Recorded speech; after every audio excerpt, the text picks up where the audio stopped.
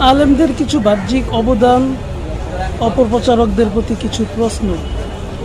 কওমি আলেমগণ সর্বদা দল মতের ঊর্ধ্বে থাকেন এবং যে কোনো রাজনৈতিক মতাদর্শের প্রভাবের বাইরে থেকে ইসলাম ও মানবতার কল্যাণে কাজ করে থাকেন। নিম্নে তাদের কিছু আন্দোলন ও সংগ্রামের তালিকা দেওয়া হলো, যেখানে কোনো নির্দিষ্ট ব্যক্তি বা দল এর পক্ষে বিপক্ষে নয়, বরং দেশ, ধর্ম ও মানবতায় তারা যুগে যুগে নিবেদিত প্রাণ ছিলেন। ইংরেজদের বিরুদ্ধে 18 শতকের ঐতিহাসিক দারুল হরবের ফতুয়া দিয়ে কারা যুদ্ধে নেমেছিলেন। 1818 সালে ইংরেজ বিরোধী ফরায়েজি আন্দোলনে কারা নেতৃত্ব দিয়েছিলেন। 1831 সালে বালাকোটের প্রান্তরে অসংখ্য প্রাণের কুরবানি কারা দিয়েছেন। 1831 সালে ইংরেজ বিরোধী তিতুমিরের আন্দোলনে কারা অগ্রণী ভূমিকা রেখেছিলেন। 1857 সালের সিপাহী বিপ্লবে কারা পরোক্ষ প্রত্যক্ষভাবে নেতৃত্ব দিয়েছিলেন। 1857 সালের শামিলি যুদ্ধে কারা সরাসরি নেতৃত্ব দিয়েছিলেন। 1860 সালে ইংরেজ চাটুকার জমিদারদের বিরুদ্ধে নীল বিদ্রোহে কারা সর্বশ্রেণীর মানুষদেরকে উদ্বুদ্ধ করেছিলেন। 19 শতকের ঐতিহাসিক রেশমি রুমাল আন্দোলনে কারা সূচনা করেছিলেন। গ্র্যান্ড ট্যাঙ্ক রোডের গাছে কাছে কাদেরকে ফাঁসিতে ঝুলানো হয়েছিল। মাল্টার কারাগারে ইংরেজরা কাদেরকে বন্দী করে রেখেছিলেন। 1919 সালের দিকে তাহরিকে খিলাফা কারা করেছিলেন। আকবরের মন গড়া দিন ইলাহির বিরুদ্ধে কারা আন্দোলন করে এর নির্মূল করেছিলেন। বিদেশি পণ্য বয়কট করে স্বদেশি খদ্দর পরার আন্দোলন কারা চাঙ্গা করেছিলেন। ভারত বিভাজনের পর রাষ্ট্রীয়ভাবে কারা পশ্চিম ও পূর্ব পাকিস্তানে সর্বপ্রথম পতাকা উত্তোলন করেছিলেন। 1911 সালে বঙ্গভঙ্গ রদে কারা সবচেয়ে বেশি অবদান রেখেছিলেন। 1994 সালে নাস্তিক তাসলিমা নাসরিনকে আন্দোলন করে কারা দেশ ছাড়া করেছিলেন এবং জুলুম জেলের শিকার হয়েছিলেন। বিএনপি সরকার মডেল লাইসেন্স দিলে তার বিরুদ্ধে কারা আন্দোলন করেছিলেন। প্রথম আলো সহ হলুদ মিডিয়ায় নবীজি সাল্লাল্লাহু আলাইহি ওয়াসাল্লাম এর ব্যঙ্গাত্মক কার্টুন অঙ্কনের বিরুদ্ধে কারা লড়াই করেছিলেন এবং সেটাকে নির্মূল করেছিলেন। আওয়ামী লীগ সরকারের সময় হাইকোর্টে ফতোয়া নিষিদ্ধ করলে কারা আন্দোলন করে শহীদ হয়েছিলেন। জালিম লীগ নষ্ট নারী নীতি বাস্তবায়নের উদ্যোগ নিলে কারা প্রতিবাদ করেছেন এবং জেলে গিয়েছেন।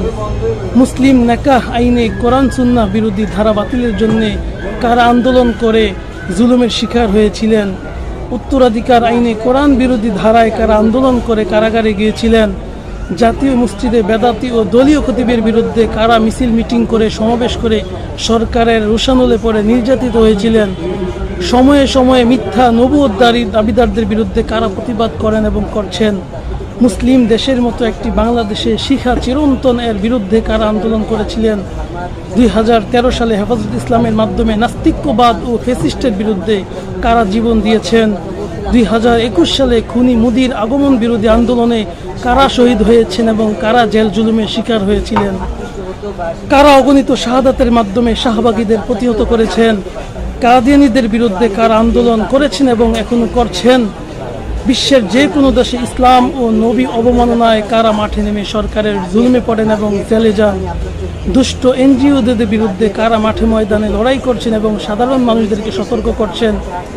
বাংলাদেশের মতো একটা মুসলিম দেশে সুন্দরী প্রতিযোগিতার নামে নোংরামি কাদের আন্দোলনে বন্ধ হয়েছিল। হাইকোর্টের সামনে থেকে মূর্তি অপসারণে কারা আন্দোলন করে সফল হয়েছিলেন। হাজি ক্যাম্পের সামনে থেকে কাদের মেহনত এবং আন্দোলনে মূর্তি অপসারণ হয়। শেখ মুজিবুর রহমানের ভাস্কর্য স্থাপন বন্ধে আন্দোলন করে কারা জেলে গিয়েছিলেন এবং জুলুমের শিকার হয়েছিলেন। শেখ হাসিনার বিধ্বংসী শিক্ষানীতির বিরুদ্ধে কারা আন্দোলন করেছিলেন। আলিয়া মাদ্রাসার সিলেবাসে ইসলাম বিরোধী লেখা এবং হিন্দু মহিলা মুহাদ্দিসার বিরুদ্ধে তখন কারা প্রতিবাদ করেছিলেন।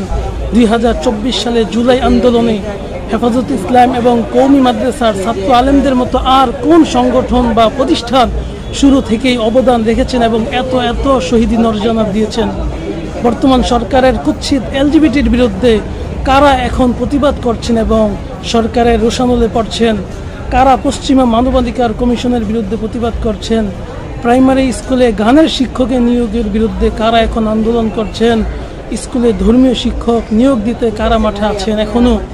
সবসময় কারা বেদাত, ভণ্ড পীর ও মাজার পূজার অসারতা বলে ও লিখে সাধারণ মুসলমানদেরকে শিরক ও বেদাত থেকে হেফাজত করে ভণ্ডদের শত্রুতে পরিণত হয়েছেন। কাদেরকে সব সরকার ও হলুদ মিডিয়া সবসময় মৌলবাদী ও জঙ্গি বলে নির্যাতন করছে। সারা বাংলাদেশে কারা লক্ষ লক্ষ দিনী মক্তব ও মাদ্রাসা প্রতিষ্ঠা করে মুসলমানদেরকে দ্বীনের পথে রাখছেন, ইমানের পথে রাখছেন। কারা আফগান ইসলামী হুকুমতের কায়েম করতে হাজার হাজার শহীদ হয়েছেন। তখন আফগানি মুজাহিদ এবং ইসলামী হুকুমতের পক্ষে কথা বলায় কারা জেল জুলুমের শিকার হয়েছিলেন। ফিলিস্তিন, আরাকান ও কাশ্মীরে আজাদি লড়াইয়ে কারা সার্বিক সমর্থন সাহায্য দিতে সচেষ্ট আছেন। দাওয়াত ও তাবলিগের মেহনতে অসংখ্য অমুসলিমকে মুসলিম বানানো এবং অগণিত আল্লাহ বলা মুসলিমকে দ্বীনের পথে কারা এনেছেন এবং আনছেন। আলহামদুলিল্লাহ, আল্লাহ তাআলা কবুল করুক। কারা সর্বদা ইসলাম ও মানবতার পক্ষে থাকায় সকল জালিম সরকার এবং সকল বাতিল দলের শত্রুতে পরিণত হয়ে নির্যাতনের শিকার হয়েছেন, হচ্ছেন এবং হবেন।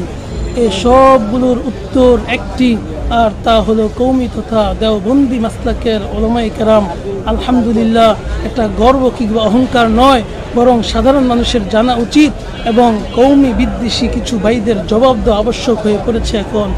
আলেমদের এই বাহ্যিক অবদান ছাড়াও সমাজের প্রতিটি স্তরে কোনো না কোনোভাবে তাদের ভালো অবদান অনস্বীকার্য।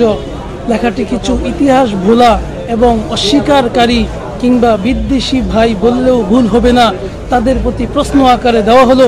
আশা করি সকলে উপকৃত হবেন ইনশাআল্লাহ। আলোচনা থেকে একটি প্রশ্ন হতে পারে, সেটি হলো, কেউ প্রশ্ন করতে পারেন, দেওবন্দ মাদ্রাসা প্রতিষ্ঠা হয়েছে 1866 সালে। এর পূর্বের আন্দোলনগুলোতে দেওবন্দি আলেমরা কিভাবে নেতৃত্ব দিয়েছেন এবং শহীদ হয়েছেন? এর অনেকগুলো সহজ এবং সুন্দর উত্তরের মধ্যে একটি সংক্ষিপ্ত সুন্দর উত্তর হলো, দেওবন্দ একটি স্থানের নাম এবং সেখানে একটি প্রসিদ্ধ মাদ্রাসা প্রতিষ্ঠিত হয়েছে। যে বুজুর্গ আলেমরা মিলে এটি প্রতিষ্ঠা করেছেন, তাদের চিন্তা চেতনা পূর্বেও যেমন নববী আদর্শের উপর ছিল, প্রতিষ্ঠার পরবর্তীতেও তেমন নববী আদর্শে ছিল। এটি একটি শুদ্ধ আদর্শের নাম, এটি কোনো স্থান কালের সাথে সম্পৃক্ত নয়। তবে উপমহাদেশের ইতিহাসের মোড় এখান থেকে নবায়ন ও প্রসিদ্ধির কারণে দেওবন্দি বলা হয়ে থাকে। দেওবন্দের আলেম এবং তার পূর্বের ছোট বড় প্রতিজন আলেমের শিক্ষা ও আদর্শের সনদ তথা সিলসিলা বা ধারাবাহিকতা আমাদের প্রিয় নবী সাল্লাল্লাহু আলাইহি ওয়াসাল্লাম পর্যন্ত সংরক্ষিত রয়েছে আলহামদুলিল্লাহ। এই সহিহ সিলসিলার অপর নাম হলো আহলে সুন্নাত ওয়াল জামাআত তথা নবী ও সাহাবায়ে কেরামের সুন্নতের অনুসারী। শুধু নবীও না, শুধু সাহাবীও না, শুধু কোরআনও না, শুধু হাদিসও নয়। এই সহিহ সিলসিলার হাদিসের ভাষ্য অনুযায়ী উম্মতের মুহাম্মদীর 73 দলের মধ্যে কেবল একটি নাজাতপ্রাপ্ত তথা জান্নাতি দল থাকবেন, আর তারা হলেন রসুলের বাণী অনুযায়ী আমি নবী ও আমার সাহাবায়ে কেরামের যে পথে আছেন সে পথের অনুসারী দল। আল্লাহ তাআলা আমাদেরকে নাজাতপ্রাপ্ত দলের প্রকৃত অনুসারী হওয়ার তৌফিক দান করুন এবং বাতিল ও যাবতীয় ধোঁকা থেকে হেফাজত করুন। আমিন। নিবেদক কাজী বেলাল রাজি।